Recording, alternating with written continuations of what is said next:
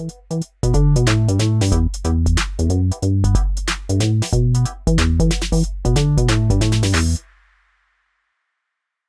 Thrivers, to this week's episode of Women Thriving in Business podcast. My guest today is Elisabeth Embry, who is a technology consultant with Cross Lake Technologies, and she is also a real estate entrepreneur. So welcome, Elisabeth. Thanks for having me. Yes. So let's just get right into it. Elisabeth, tell us a bit about yourself, about your business, and what got you started on your business journey.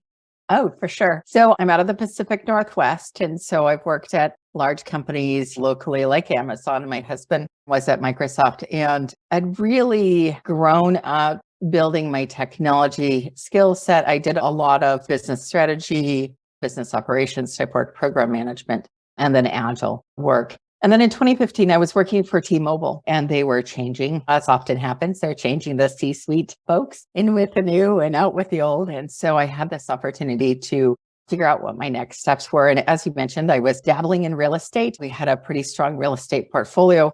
I had my technology and a business background and had to assess what I wanted to do when I grew up at that point. And this is where I had a relationship with some of the folks at Cross Lake, and I actually joined Cross Lake, which is a consulting firm that helps private equity firms, for the most part, engage a lot with private equity firms in helping them decide on buying or selling a business, some SMB, some medium, some larger, then help those companies that have been sold or preparing for sale with organizational transformation. And I said, aha, this is what I'm good at. This is what I really love. I get to partner with key stakeholders, coach them through a process, help them prepare for the future, whether it's doubling down on their business or preparing for the next thing. And so I have this flexibility of working with a variety of companies, but I get to bring all of that baggage, all that learning from all of those other larger local companies that I've been working with. And so that's really where I've been since for now almost 7 years. So quite a journey. Yes, I love that. As you think about growing up in technology, and we hear so much about it being a very male-driven industry, right? Can you talk to us a bit about what helped you be successful as a woman in tech? So fun fact, as I was leaving high school, I joined the military and as an Arabic linguist, which would be very handy these days, and started to build my skill as a leader from a very early age. Also started to build those lifelong learner skill set. So in the military, there aren't a ton of women in the intelligence community that I was in. And so I really learned how to stand on my own 2 feet, push back when needed, read the room. And, this was in the early 80s. And so the world was different. Going into technology, where I started working with mainframe programmers, honestly, it wasn't that much different than the military environment. And it evolved. And so these were now the days of the power suits and women putting on a very masculine persona in order to engage and to have a seat at the table. And really, I remember at my time, I was working at IBM. It was one of my first real professional engagement type company activities that I did with learning how to take up real estate at the table so that I could have presence. And having presence meant that people would actually hear you, and learning how to read the room and take those cues, both from men and from successful women who were able to really up-level what they were doing and not get put in the corner, be a shrinking violet. The other thing that I, taking those lifelong learner skills that I got early in the military really helped me in technology, because one, technology is changing every minute of the day. The other thing is cultural trends are also changing. And so this is where I ended up going to the University of Washington after the military, getting a degree in sociocultural anthropology. It's the cornerstone to organizational change management, which I know you know and do a lot with, right? And so building those skills of taking, how does the culture work? How are the team dynamics? And then what are the things that we need to know about today, and trying to package all of that up. So one, you're constantly relevant, but also you're incredibly useful. So it's important to be relevant because you're understanding the things that are important now that are going to help set the tone and the temperament of where the company is going, or department, or even you as yourself, setting yourself up for success. But then also making sure that it's useful, that it's not just knowledge for knowledge's sake, but that you're actually helping to drive the organization towards specific goals or objectives based on things that you can bring to the table. And so that helped me. I switched jobs a lot. I switched the areas that I was working at, even with a consistent company. So for instance, at Washington Mutual, I was in the risk and fraud area. And then of course, they left this earth, so to speak, right? Washington Mutual, because of the mortgage challenges. But I was able to take those skills, those things that I learned in banking. And when I moved to Amazon, I was able to apply it in Amazon. Now I've gone from a mainframe based, banking heavy, slow to change industry to literally at the time, one of the world's fastest growing companies, one of the most interesting companies from a technology perspective.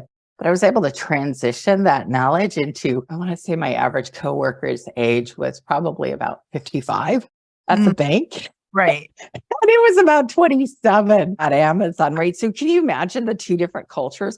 So very different. And yet the skills that I learned at all of those prior engagements really helped me to be able to thrive and be successful and relevant at Amazon. And I enjoyed 4 years with Amazon as well then. I think that's great. I mean, you hit on a couple of things. One is the military as being this really, I would say, fertile training ground, right? Yes. So many folks that I know who have been successful can credit their experiences there, whether good, bad, or indifferent, just approving a training ground. I think one of the things, especially when you go in very young, there's an opportunity to just be shaped by that. And then being able to take those lessons, like where you're in life or death situations or very high stakes situations, even if you're not necessarily in the battlefield, the ability to think quickly, the ability to be cognizant of your team. I think there's just so many lessons learned from that. You mentioned getting a degree in social and cultural anthropology. And so I love that because I have this theory, or I feel like as fast as we're moving with technology, that we're leaving the human element out of it. Sure. And so technology is meant to enable things, right? But now I feel like the technology is kind of overtaking. It's a solution in search of a problem instead of solving problems. So I really am focused on how do we bring humanity back to technology. So as you think about your anthropology degree, how has that framework, that perspective helped you, as you talked about, remain relevant as you've gone through your technology career? I kind of play that coach role where I'm helping an organization do these large scale shifts. One of the things that I think is really interesting is we can talk about the process, we can talk about the mechanics. But as Drucker says, culture eats strategy for lunch. If we don't think about the human element and who are the people that are movers and shakers, who are the people that are going to get it and spread it, who are the people that are going to disrupt, they're going to decide they don't like it for some reason. If the information, the change, the process isn't fed to them in the right way, are they going to be able to take it to the next level, or are they going to disrupt everything? And so really understanding the cultural dynamics. Now, here's what's really interesting. People aren't in the office anymore. And so all of those lessons learned about how the space next to the water cooler is where you can get the hottest gossip and you can change hearts and minds, right? You can't do that anymore. So how do we create those virtual water cooler moments, but still just applying those same solid principles of understanding who the players are, understanding what their needs are, and then figuring out how to solve both the company's needs and the individuals that you're supporting. Because at the end of the day, it is all about people. And it'll be interesting. I've seen a couple of studies about how companies like Amazon and Microsoft have said, you don't have to come back into the office if you don't want. Feel free to work from home, which has also put some interesting pressure on the real estate market too. But it's like, if you're not physically in the office, how do you deal with strategy? How do you have those water cooler design moments? I realize I'm all over the place, but here's a small micro example. If a team has testers in the Ukraine and developers in DC, and back in the day when we all used to work in this bullpen type setting, a developer would develop something, a tester would go in and test it after the unit tests were done. And then we'd look at it and we go, yeah, that's exactly what that user wants. The product owner would look at the screen and go, okay, thumbs up, we're good to go. Now that's not only delayed by miles, but it's delayed by time zones. And so instead of the developers leaning over to the tester and going, that was intended. That's not a defect. This is what we intended to do. The tester will spend 20, 30, 40 minutes writing up a defect, handing it over to the developer the next morning. The developer the next morning will go, no, no, no, no, no. This is what I meant to do, or this is why this changed. So now we're dealing with time lags. We're dealing with context lags. And again, amazing people all over the world. I'm not saying that remote work models don't work, but we've got to be very cognizant about those human elements and making sure that we're getting them. So rather than lobbing stuff over the wall, what we've got to do to make this small individual team work is get some water cooler time, set up a time in which the tester and the developer are in the same time zone and they're looking at the same things, sharing screens and figuring stuff out. At a macro level, we have to do that too. We have to think about, what does the CTO need? What does the CPO need? What does the CEO need? Or this board or the shareholders, those other people that we need to take into consideration? What are their holistic needs? And then how do we collectively deliver against all of those individual needs, but still from a larger corporate roadmap perspective or goals and objectives? And so you pull on the threads of all of those. What makes us successful as a society? What makes us successful as a group? Then apply it not only to the different layers of the organization, but the different dynamics, and then peanut butter all of the fact that we've got different time zones and remote people. It makes for an interesting problems to solve for sure. Well, I think it really highlights and amplifies the role of culture and leadership. Yeah. Yeah. So if you're thinking, as you just said, different time zones, different countries, different languages, different contexts, different perspectives, the leadership really has to lay out that vision very clearly. Everyone has to know what their goals are and what they're working toward. And then that communication has to flow constantly, right? And so you have to build trust across all those different components so that, the person who did this at 8 a.m. Eastern time in the other part of the world, like they have a sense of what this person is talking about 100%. and can trust that. And so you just amplified that cultural and leadership perspective.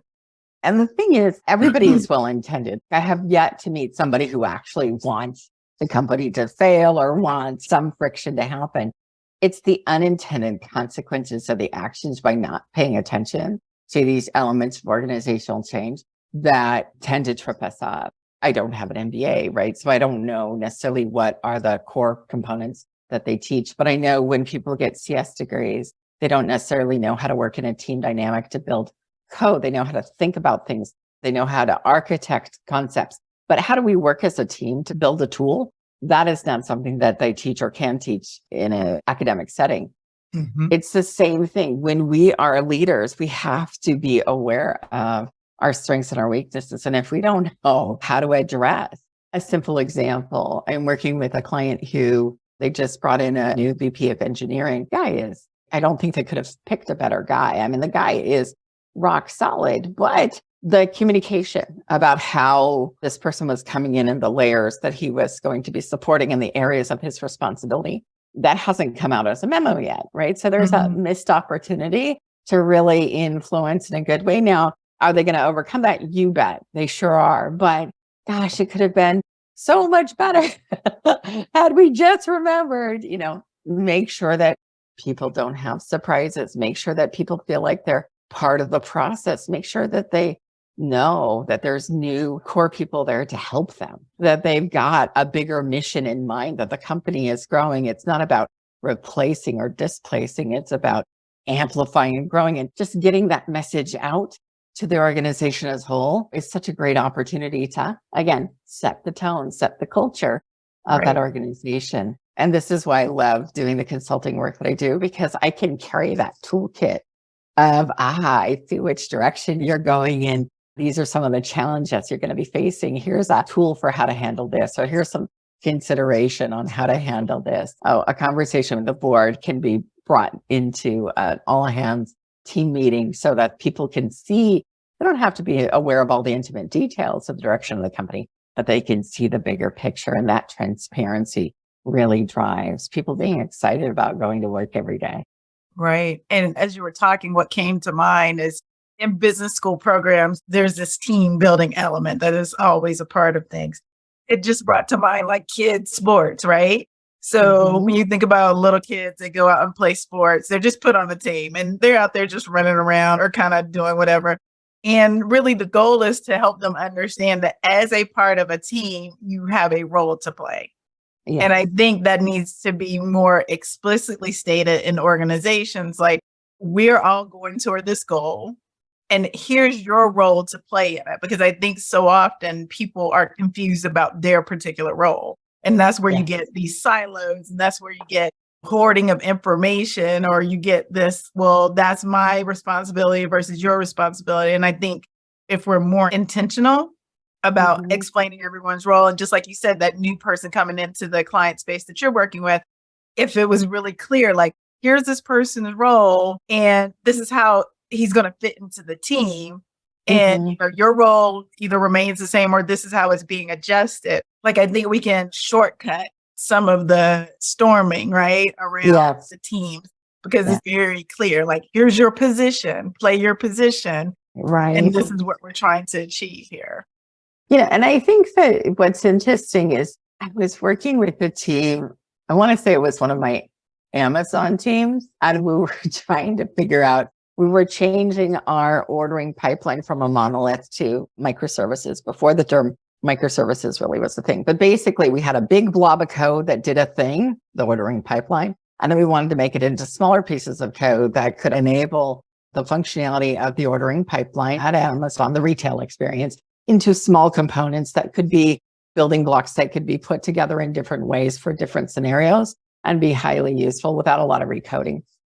And the information was being shared, but some teams perceived it as, you're not going to let me do what I want to do because you're going to create these structure. So I'm going to miss out on some of the functionality I want. I really liked what you did before. How dare you move, right? And other teams were like, we're going to spend all this time redoing things. I'll just go ahead and do my own thing. I will create my own thing and bypass you altogether, which doesn't really work when you've got millions of transactions a second going through a pipe.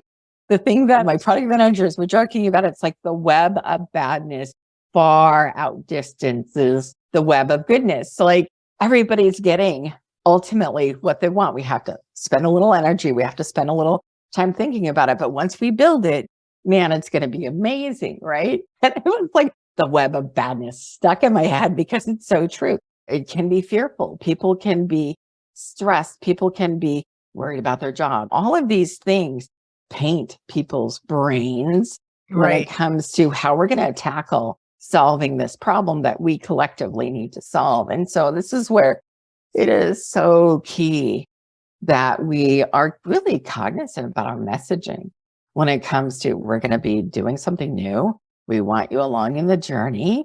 This is where it's going to benefit you. And this is actually one of the processes that Amazon uses a lot, is they build a press release around a future product or innovation so that people can understand what they're going to get out of it before we even build it, before we even say, yep, thumbs up, we want to do that. And I think that that's one of the better ways on a larger scale, setting the web of goodness afire so that we can prevent the web of badness. But, you know, it's such a lesson learned. Yeah, I think that idea, that scarcity and that fear travels much faster. It sure does. Than anything else. And I think, again, that comes back to, do the people in the organization trust the leadership? Do they trust that the communications that are coming out are telling them the truth, right? So a lot of work has to be done to lay that foundation so that any change can be successful. Right. And that's the thing. I think that trust is one of those key things. I don't know if it's true, but I think that it's actually easier to gain trust with folks when you're physically present. It's a slight additional barrier when we're on Zoom. Like if you and I were in a coffee shop having a cup of coffee, there's this opportunity to engage. I may not touch you on the shoulder, but you feel my presence. Here, we're able to engage. It's very easy to have this conversation, but it's slightly different. And this is where, when you've got leaders like CEOs or CTOs, CPOs of companies, and they're trying to set the direction of the team, if there's ever an opportunity to have a team on site, even once a year, I think it pays dividends to helping to build that trust and set that culture. Now, that's sometimes very cost prohibitive, especially with highly distributed teams. But there's something about the human element that helps to spark that trust a fair amount. If we do the cost trade-off, like if you don't have physical offices, then maybe that allows you to be able to afford to bring everyone together. For sure. I think it's also somewhat of a generational thing, right? So the generations who've grown up as digital natives, who came of age with social media, it's interesting that they're very trusting of people they've never met in person. Like, I mean, like their best Facebook friend. That's right. Sometimes to their detriment. It's like they believe everything that is on the screen, right? We have to be cognizant of that, like how you build trust across generationally. If you're Gen X and above, that in-person interaction is to seal the deal.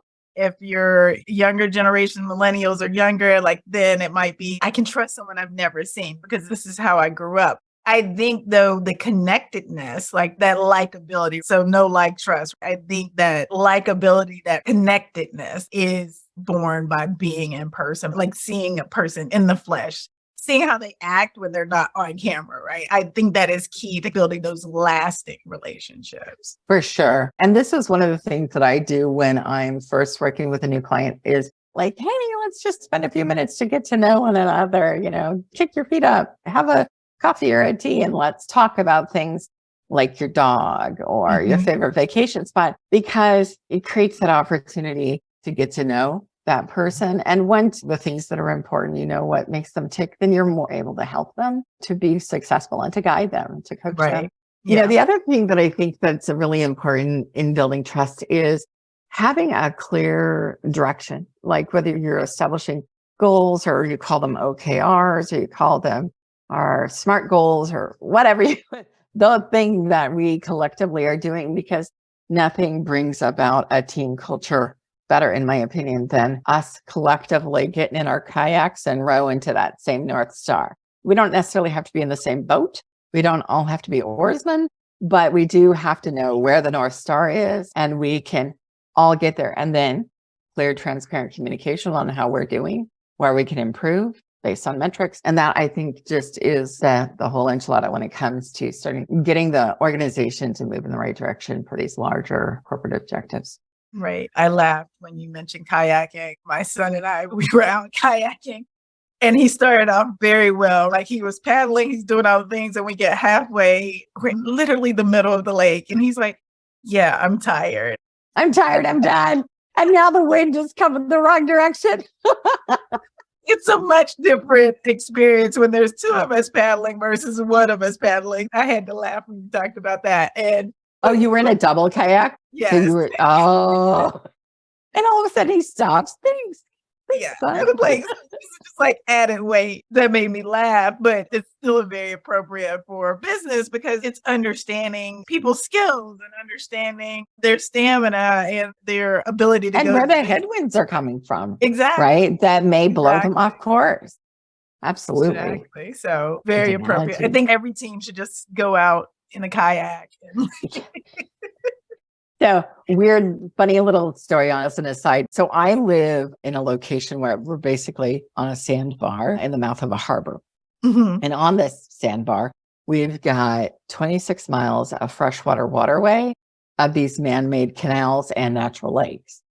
So while we're a mile from the beach, we're on a lake that we can go up and down as long as you like.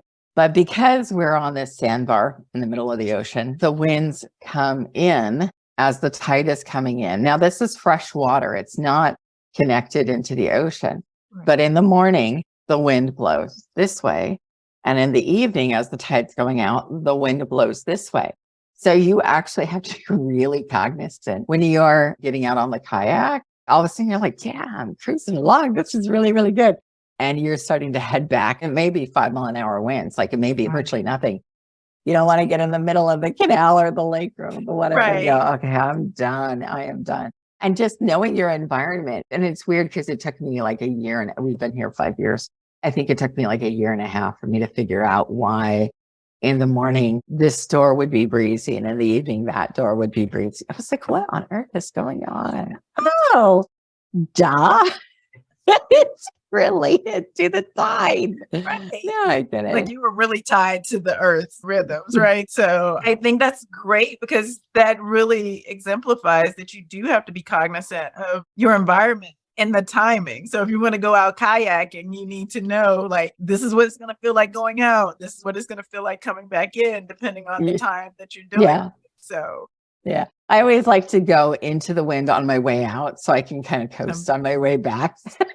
It just makes it easier. good planning. So Elizabeth, when you think about your career in business, what are some of the challenges that you faced? Like say one or two big challenges that you felt that you overcame. I feel like I've been lucky in many, many ways because I had champions along the way. Now, there's a big difference between a coach, a mentor, and a champion in my book. A coach is somebody that is helping you in general, like how do I get to the next level? A mentor is helping you on a specific topic, but a champion is your advocate, particularly when you're in a corporate setting, building a relationship with somebody who's willing to champion you, to bring you up as a potential person to run a large project, to bring you into solving a particularly hairy problem or leading a new team. Building the relationships with the people that can be your champion are incredibly valuable and just makes all the difference, especially when you're young and hungry and really want to grow. But finding the people that are willing to do that, it takes patience and it takes your willingness to do the other. So what I mean by that is you've got to function as a mentor. You've got to function as a coach and be willing to do that before others know of you enough to even be willing to function as your champion. So it's always important that you're giving first. And sometimes it's thankless. Sometimes it's in the wrong mix. Sometimes it's not a good fit, right? And then you can decide, okay, I don't want to have a relationship with that person anymore, but I want to give them a soft landing. I want to hand the areas that they need to grow over to somebody that I know that would be the right fit for them. And then ultimately you can find those people that are willing to be your champion to help you with your career growth, with your path. The willingness to even understand what a coach or a mentor can do for you and taking advantage of that, which means you've got to do the hard work too. They're not just going to impart a bunch of wisdom on you and tell you what to do. You've got to do your homework. You've got to be willing to dig in. I think that those are some of the key lessons learned that were completely fungible to all of the areas or all the different companies and things that I've done in the past. Right. Is there a time where you're like, oh, I wish I hadn't done that, or everything I feel is like a lesson? Was there a time where you're like, oh, I wish I hadn't done that, or I wish someone had told me? Yeah, there was an opportunity to leave my current company and go work for another company. And it was going to be a larger role and it was going to be a broader enterprise opportunity. And I was, I'm going to do that. I'm going to tell goodbye to these guys. And I'm going to say hello to those guys and it'll be great. And a lot of people were like, it's a tough culture. Are you sure you want to do that? And I'm like, yeah, because I'm cool. I'm a badass. I have turned the heads of many a people, many a company. And I know because I'm so great. I can do it. I can do it. For 18 months, I worked really, really hard and I grew the team. I did all of the things that I thought were the right thing, but I was struggling almost every day with the company, everything that they said. They were like, are you sure you want to do this? And it was because it wasn't a bad company. It just knowing my culture, knowing my personality, knowing my needs, what that company needed are different. Right. And so recognizing that just because you may be a rock star, but you may not be a rock star in that particular setting, it's okay to say, I tried, I did my best. It's just not going to be a good fit. And it's time to move on to the next thing. It took me a couple of years to really get over feeling like, why did I do that? Did I really invested in the wrong company, the wrong people? I wasted all that time. Now that I live a couple of hours out of Seattle, every once in a while I go back to Seattle or the East Side and visit with friends. And I had an opportunity to meet with a handful of people from that company. And we got together. They were willing to meet me to go to dinner. And each and every one of them said, you were so influential. I was able to do the next thing in my career, either at that company or someplace else, because of that thing that we did, that project we were on together. And I was like, well, isn't that lovely? Even though I gave it my all, and I didn't win to the same level that I thought I could. For a while, I thought it was a complete and utter failure, but there were a lot of wins. There were a lot of wins in hindsight, and it wasn't necessarily in the achievement, the financial gain, or the projects that were accomplished or the things that were moved, but in the people. It all comes back to people. The people that I influenced were really remarkable and appreciative. And so it was definitely a win. A lesson learned, a win, and you learned, I'm right? going to listen to those naysayers a little bit more than I'm so like, hey, I'm going to go do this thing. They're like, you should think long and hard about that. Oh, okay, maybe I will. Got it. What would you say is an accomplishment that you're most proud of? This goes back to the people that I've influenced over the years. I have had the privilege of working with amazing people at amazing companies, and then I get to see all of the things that they've done. And, I don't have children. I've got pets, and I've got former employees that I've coached or people that I've mentored at other companies. And so for me to see the longevity of the accomplishments that those folks have done, I would say that there's some key projects that I did that I'm pretty proud of, helping to transform that ordering pipeline at Amazon so that instead of 18 months to stand up a website, we were able to stand up an Amazon website in a new country in like 4 hours. You feel like you're certainly privileged to be able to do that. Some of the large initiatives that I did in my early days at IBM, working with very large companies and doing really large scale changes. And also the work that I've done at Crosslake, where I get to work with all of these amazing, not Fortune 100 companies sometimes. Sometimes they're smaller, but they're on their path and helping them strip out some of the noise and really help them create that trajectory. I feel really good about the people that I work with. And at the end of the day, I would say the best thing I can say about my life today is I enjoy work every day. I love the people that I work with. I love the projects that I get to work on. It's good to be it's good to be me. Right. Do some kick-ass things with some kick-ass folks. And that's really fun. I love that. That is a dream for a lot of people to Yeah. live their lives. And so speaking of that, we were talking earlier that you spend part of your time outside the country. So can you just talk a little bit about why that has become important to you or how you made that happen? I know a lot of people maybe dream of living overseas or internationally. And can you just talk a little bit about how you were able to make that happen?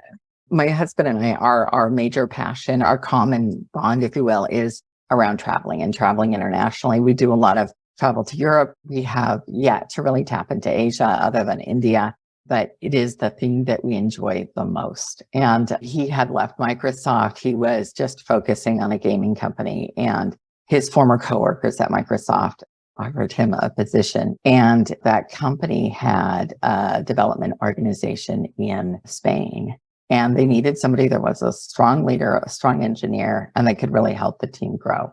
And he was like, hey, what do you think? And I was like, hells yeah, let's go.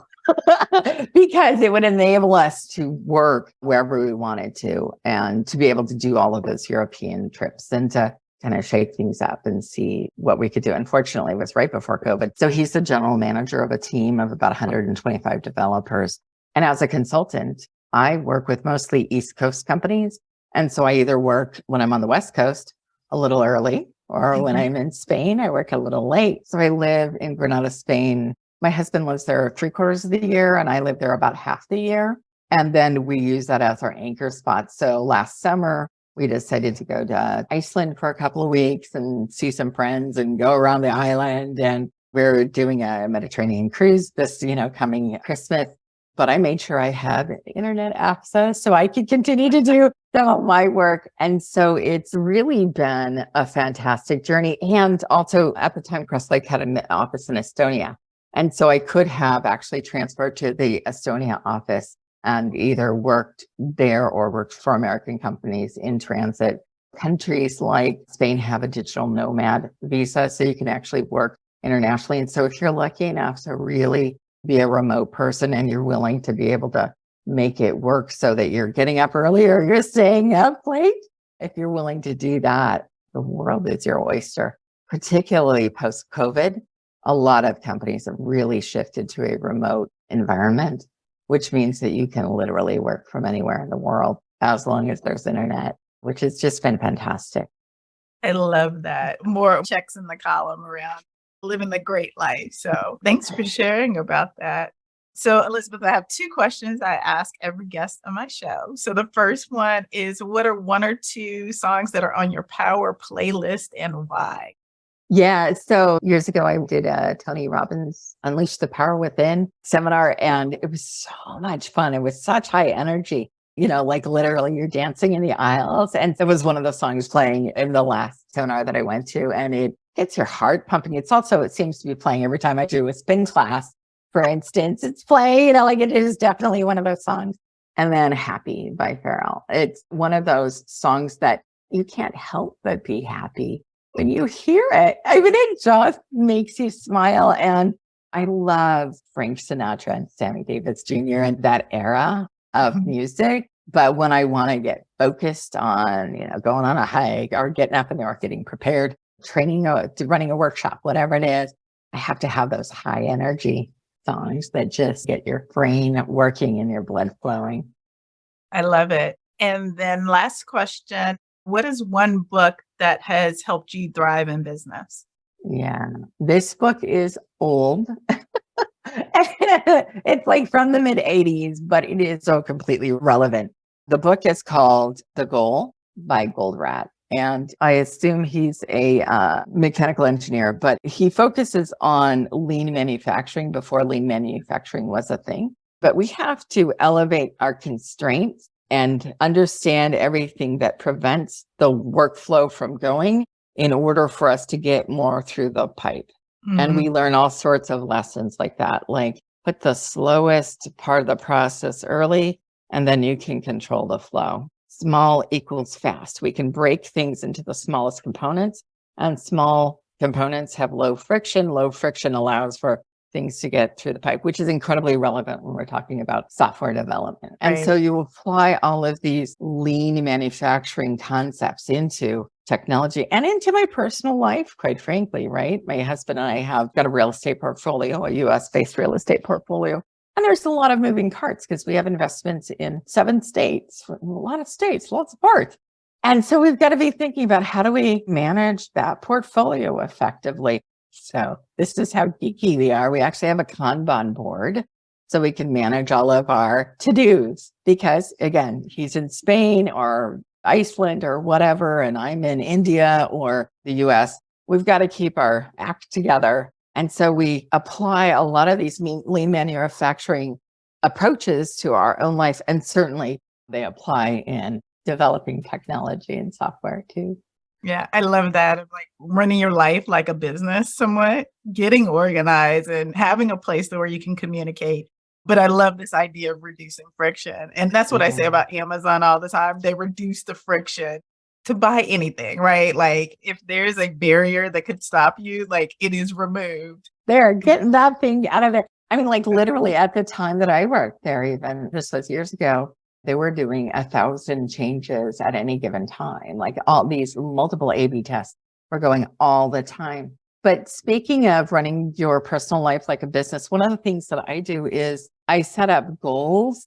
So just like a corporation does their annual planning. And in their annual planning, they think about the near term and far term objectives, whether they be 3 years or 5 years. And then, what do we want to do in 6 months? What do we want to do the next quarter? Every year, my husband and I, we actually do a large vacation and we will spend a chunk of time. So for instance, one year we went to Oman and we stayed at the Ritz-Carlton in Oman. And we spent 4 days like looking at our goals for next year. What do we want to do? The things we want to learn, the people that we want to meet, the influencers. We also had a mastermind group. And so we had an opportunity to gain knowledge through interacting with those folks too. But you got to be in control of yourself, whether it's you as an individual, you as a family member, or you as a leader in an organization, or you as somebody who is upcoming in an organization. Understand what your goals are, your objectives, figure out the path to get there, whether it be training, education, influencers that it will help you, coaches, mentors. Then you always know, am I moving toward my goal or away from my goal? Because if you're not moving toward your goal, by definition, you're moving away from it. And I love that. I need to come I apply all those principles. planning retreat. Yeah, come on down. Nothing like a saltwater pool. And the funny thing is, we're not super extravagant or crazy wealthy people, but because travel is our common thing, we prioritize that, right? And so I have a car that works really well for our dogs. It's not a fancy SUV, whatever. But I'll tell you, when I do a trip, I want to do it right. And now that COVID's settling down, for the most part, there's more opportunity there. I love it. Well, Elisabeth, if folks want to reach out to you or learn more about you or Cross Lake, how can they find you? Yeah, so there's Cross Lake Technology is our website. Elisabeth E at crosslaketech.com is my email. All right. Well, we'll include that information in the show notes. Elisabeth, it has been a pleasure talking with you today. This has been great. I learned a lot, geeked out a little bit. Sounds like we have a lot in common. Thank you so much for your time today and looking forward to what you do next. Thank you, Nikki.